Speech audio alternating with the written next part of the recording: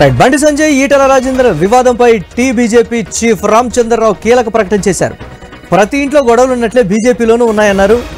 ఈటల బండి వివాదాన్ని ఇంట్లో గొడవలాగే చూస్తున్నామని మీడియా చిట్చాట్లో రామచంద్రరావు వెల్లడించారు. ఇక దీనిపై మరిన్ని అప్డేట్స్ మా ఇన్పుట్ ఎడిటర్ శ్రీకాంత్ అందిస్తారు. శ్రీకాంత్, రామచంద్రరావు కామెంట్స్ని ఎలా చూడాలి? ప్రతి ఇంట్లో వివాదాలు ఉన్నట్లే భారతీయ జనతా పార్టీలో కూడా తెలంగాణ విభాగానికి సంబంధించి వివాదాలు ఉన్నాయనేటువంటిది ఒప్పుకున్నటువంటి ప్రస్తుత పరిస్థితి సద్దుమణిగేలా చేస్తారా, లేకపోతే ఇంట్లో ఉన్నటువంటి వివాదం ఆల్రెడీ బయటకు వచ్చినటువంటి ప్రస్తుత పరిస్థితి ఏ విధంగా చూడాలంటారు? ఏ విధంగా డీల్ చేయబోతున్నారంటారు? Murali, good evening. రామచంద్రరావు మీడియాతో చిట్చాట్లో భాగంగా ఈటల బండి సంజయ్కి సంబంధించినటువంటి అంశంపై తన కీలక ప్రకటన చేశారు. వాళ్ళిద్దరి మధ్యన సైడ్ కుదిరింది, ఇద్దరి మధ్యన పంచాయతీకి తెగింది. సో ఇద్దరిని కలుపుకొని ముందుకు వెళ్తాం. రేపు పొద్దున అంటే దక్షిణ తెలంగాణ మొత్తాన్ని కూడా ఇక్కడ నుంచి కాన్సన్ట్రేట్ చేస్తాం, పక్క నుంచే ప్రభుత్వం పైన పోరాటం స్టార్ట్ చేస్తాం అంటూ కూడా కీలకమైనటువంటి వ్యాఖ్యలు చేస్తూ అంటే ఇక నుంచి ఖచ్చితంగా ప్రభుత్వం మీద వ్యతిరేక పోరాటం చేస్తూనే అందరినీ కలుపుకొని ముందుకెళ్తాం. తన పర్యటన కూడా రానున్న రోజుల్లో తన పర్యటన కూడా హుజురాబాద్ నియోజకవర్గంలోనే తను పర్యటిస్తా అంటూ కూడా రామచంద్రరావు కీలకంగా కొన్ని విషయాలు చెప్పడం జరిగింది. సో ఇది కేవలం కుటుంబంలో తలెత్తినటువంటి వివాదమే.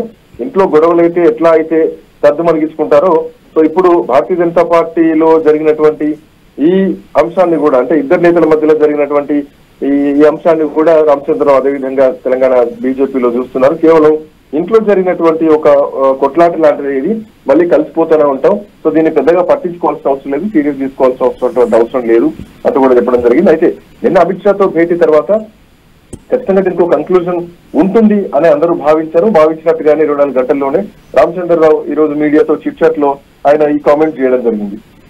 ఈ అంశానికి సంబంధించి రామచంద్ర ఈ అంశానికి సంబంధించి చాలా కాన్ఫిడెంట్ గా చెప్తున్నటువంటి పరిస్థితి ఉందంటే అధిష్టానం డీల్ చేస్తుందనేటువంటి ఒక కాన్ఫిడెన్స్ తో ఉన్నారా, లేకపోతే ఆల్రెడీ మేము మాట్లాడాం అంతా సర్దుకుపోయింది అనేటువంటి కోణంలో ఉన్నారా అనేటువంటి ఒక కన్ఫ్యూజన్, దీన్ని ఎలా చూడాలంటారు?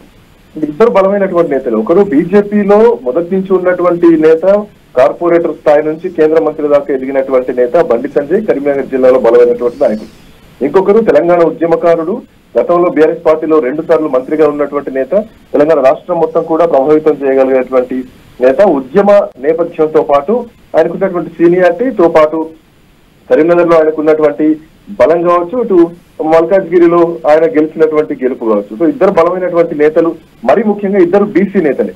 సో అట్లాంటి బీసీ నేతలు, ఇంకోవైపు రాజాసింగ్ కూడా ఓబీసీకి చెందినటువంటి నేత. ఆయన పార్టీ నుంచి వెళ్ళిపోవడం, పార్టీ రాజీనామాను అక్సెప్ట్ చేయడం. సో బీసీల వ్యతిరేకంగా పార్టీ మారేటువంటి ప్రమాదం పొంచి ఉందని భారతీయ జనతా పార్టీ భావించి సో ఇద్దరి మధ్యలో సైడ్ కుదిరించేటువంటి ప్రయత్నం చేసింది. ఒకవైపు పార్లమెంట్ సమావేశాలు నడుస్తున్నటువంటి క్రమంలోనే మొన్న నడ్డాతో కలవడం, ఆ తర్వాత నిన్న అమిత్ షాతో కలిసి భేటీ అయినటువంటి నేపథ్యంలో ఒక క్లారిటీ వచ్చింది తెలంగాణ బీజేపీలో.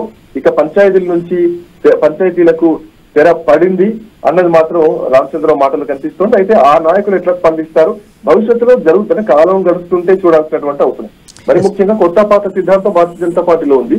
ఇప్పుడు ఆ సిద్ధాంతం నుంచి బయటకు వచ్చి అందరూ కలుపుకొని వెళ్తారా అన్నది మాత్రం చూడాలి. అదేవిధంగా రామచంద్రరావు చేసినటువంటి మరో కామెంట్ అంటే దత్తాత్రేయను ఉపరాష్ట్రపతి చేయాలన్నటువంటి రేవంత్ కామెంట్స్ కి సంబంధించి కొంచెం ఆయన స్పందించినటువంటి తీరు అంటే మంత్రి పొన్నం లేదంటే టీపీసీసీ చీఫ్ మహేష్ కుమార్ గౌడ్ను సీఎం చేయాలంటూ కూడా ఎద్దేవా చేశారు. అంటే కౌంటర్కి ఎన్కౌంటర్ చేసినట్లుగా కూడా వారి మాటల్ని బట్టి చూస్తున్నాం. సీఎం రేవంత్కు నోబెల్ కాదు గోబెల్స్ ప్రచారానికి అవార్డు ఇవ్వచ్చు అంటూ కూడా ఆయన చేసినటువంటి విమర్శలు, దీన్ని ఎలా చూడాలంటారు? అంటే ఇక్కడ పాయింట్ ఏంటంటే పొన్నం ప్రభాకర్ ని లేదంటే మహేష్ కుమార్ గౌడ్ ను ముఖ్యమంత్రి చేయాలని కూడా భారతీయ జనతా పార్టీ కోరుతుందంటే బీసీలకు కట్టుబడి భారతీయ జనతా పార్టీ ఉంది. భారతీయ జనతా పార్టీ బీసీని ముఖ్యమంత్రి చేస్తామన్న మాట నిజం.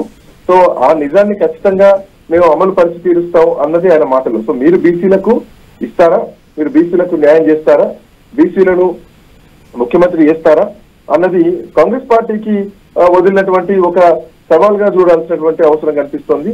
సో రెడ్డి అంటే ఇప్పటికీ రెడ్ల పార్టీ అన్నటువంటి ఒక పేరు ఉంది కాంగ్రెస్ పార్టీకి. సో అట్లా పొన్న ప్రభాకర్ కన్నా మహేష్ కుమార్ గౌడ్ కన్నా మీరు ముఖ్యమంత్రి చేయాలని కూడా మేము కోరుతున్నాం. బీసీ ముఖ్యమంత్రి బీజేపీ చేస్తున్నటువంటి ఉద్దేశంతో ఆయన వ్యాఖ్యలు చూడొచ్చు.